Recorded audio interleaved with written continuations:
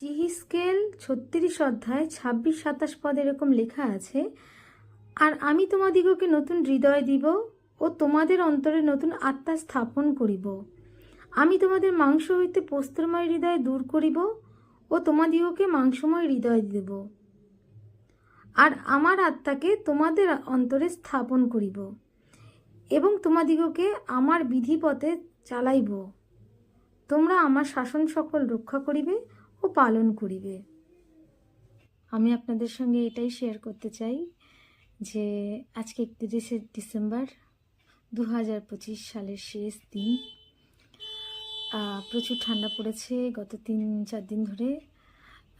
তো যাই হোক, আমি এটা বলতে চাই যে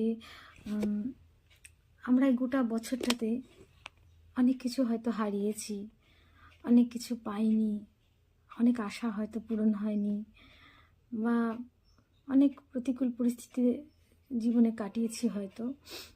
কিন্তু বন্ধুরা, আবার এটাও তো সত্যি যে আমরা অনেক কিছু পেয়েছিও, তাই না?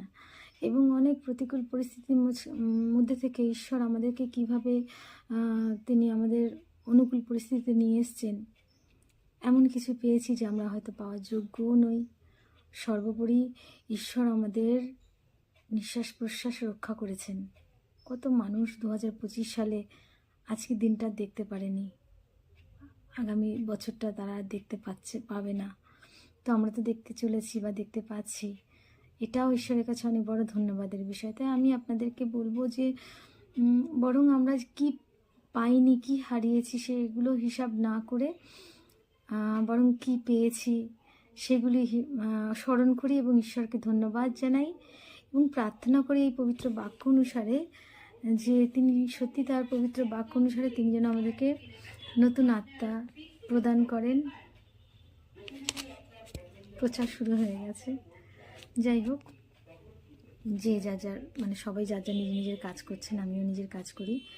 তো পবিত্র বাক্য অনুসারে তিনি যেন আমাদেরকে নতুন হৃদয় দেন, নতুন আত্মা আমাদের মধ্যে স্থাপন করেন। তার পবিত্র বাক্যের প্রমিস অনুসারে যেন আমরা সত্যি তার বিধিকলাপ, তার শাসন আরও ভালো করে পালন করতে পারি, যা বিগত বছরে আমরা পারিনি। আগামী নতুন বছরে যেন সেই জায়গাগুলি আমরা ফুলফিল করতে পারি এবং ঈশ্বরের আরও সান্নিধ্যে আসতে পারি।